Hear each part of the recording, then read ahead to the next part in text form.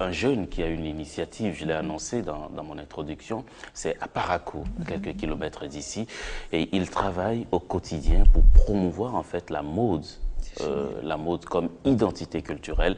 Il a dénommé son festival le Koboro Fashion Day. Je vous invite à découvrir ce jeune qu'on installe tout de suite. Koboro Fashion Days, Koboro Fashion Days.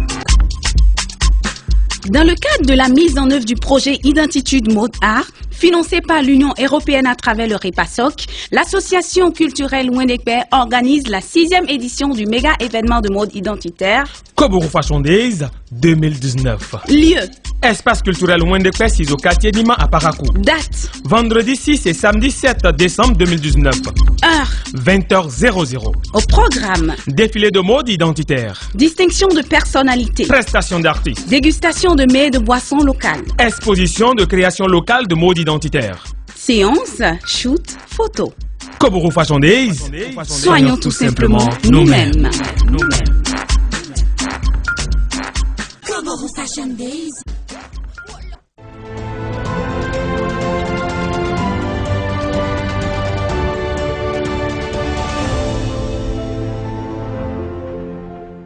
Monsieur Rodrigue Gotovi, c'est cela? C'est absolument cela. Bonjour, comment allez-vous? Ça va très bien, cher ami. D'accord. Alors, le Koboro Fashion Day, c'est quoi en réalité? Le Koboro Fashion Days, avant d'aller dans le vif du sujet, permettez-moi de saluer toutes ces personnes qui travaillent de jour comme de nuit afin que ce projet prenne corps et soit aujourd'hui une réalité.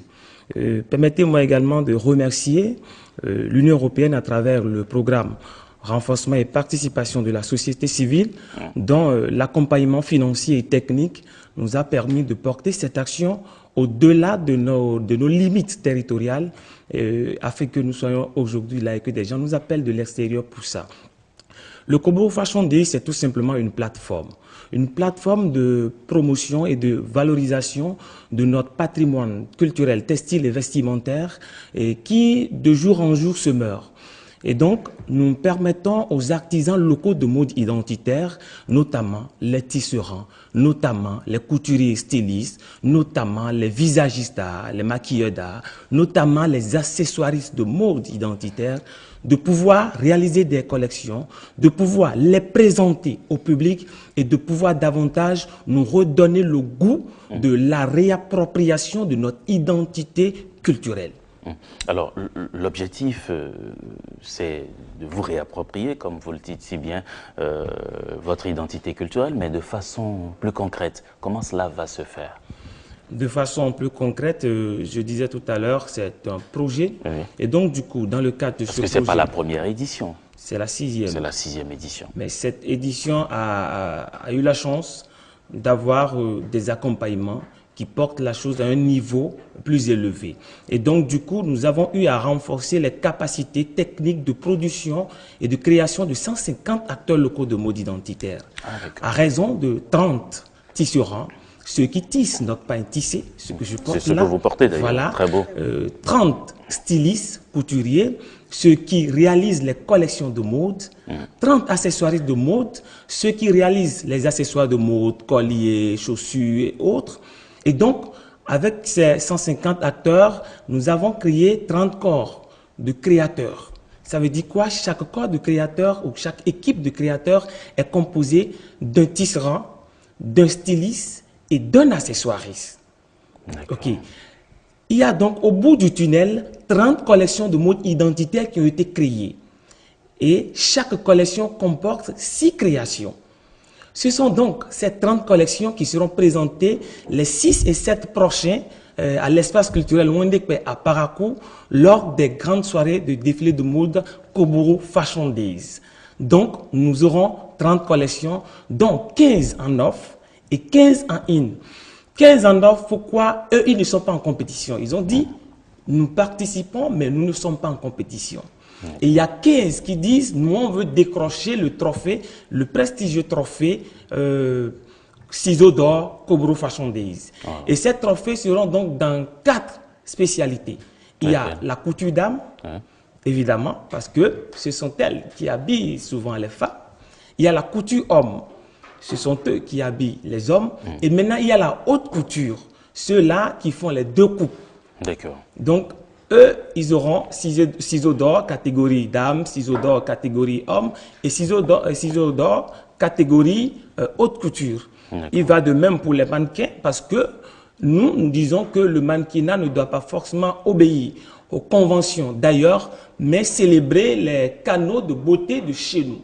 Donc, vous ne serez pas étonnés de retrouver sur scène, par exemple, lors des Kobo Fashion Days, des femmes rondes. Okay. Parce que la femme ronde est célébrée chez nous. On dit, le nain est passé le matin et son arrière est passé le soir. Ça, c'est dans... Non, ça, c'est Abomey. Abomey, voilà. Il y a un prince d'ailleurs là qu'on va recevoir tout à l'heure.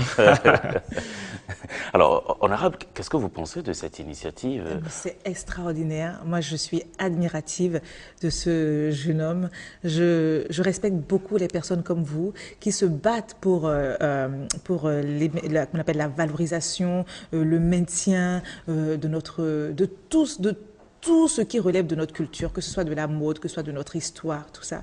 Et vraiment, je vous avoue que très récemment, j'ai pris la décision de ne plus jamais aller à l'extérieur sans le pain tissé. Wow. Et j'ai appelé récemment, bon, celle que je connaissais, qui faisait ça, Madame Akwayon, pour qu'elle me fournisse un pain tissé, parce que j'ai promis de ne plus décoller du Bénin sans pain tissé dans mes affaires. Et je suis très fière de vous. Moi, je suis très contente de vous connaître. Vous êtes pour moi un grand monsieur parce que ce que vous faites est essentiel à ce pays. Parce que vous travaillez non seulement vous travaillez à préserver nos cultures, en fait, nos habitudes. Et vous avez toute notre attention. Je pense que les personnes comme vous sont essentielles à notre société. Et vraiment, je vous encourage beaucoup. Et si je peux faire quelque chose pour vous aider, comptez sur moi. Merci, effectivement. Vous avez du soutien. Ah oui. Allez, donc Rodrigue Gotovi, on prend le rendez-vous pour les 6 et 7 décembre à Parakou. À Parakou. Peut-être que vous avez un dernier mot avant de reprendre le chemin de Parakou. Je voulais dire fondamentalement que sur ces 2 jours, donc il y aura des stands d'exposition, il y aura 15 stands d'exposition où nous allons permettre à nos acteurs locaux de mode identitaire de présenter des réalisations, des créations d'eux. Nous allons permettre également la valorisation de nos mets et boissons locaux. Et donc, si vous venez, vous pouvez avoir du bon tchoukoutou qui ne constipe pas et que vous voulez du sucré ou du fermenté, vous aurez du bon toubani. Moi, je prends pas du tchoukoutou. De toutes les manières, si vous prenez Coca-Cola ou les boissons sucrées, oui, il y a du tchoukoutou sucré et qui est très bien d'ailleurs, qui n'a rien à envier à une boisson en bouteille. On dit souvent chez moi, c'est le cube Jumbo qui fait la promotion, sinon le ciel est tranquille. D'accord. Et donc, les conditions pour avoir accès très rapidement au spectacle, c'est sur invitation qu'il faut passer à l'espace culturel Ouendekpe retiré.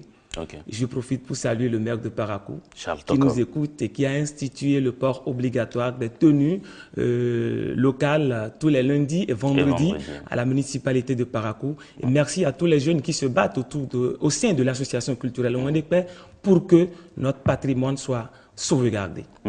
Merci beaucoup à vous, Rodrigue Gotovi. Je le rappelle, vous êtes le promoteur de Koboro Fashion Days qui va se tenir les 6 et 7 décembre prochains dans la cité des Koboro. C'est à Parakou. Absolument. Allez, vous passez une excellente journée et puis vous avez du soutien d'une grande femme, une femme qui se bat au quotidien pour le développement de notre pays. Allez, bonne journée à vous. Merci. Et bon retour à Parakou.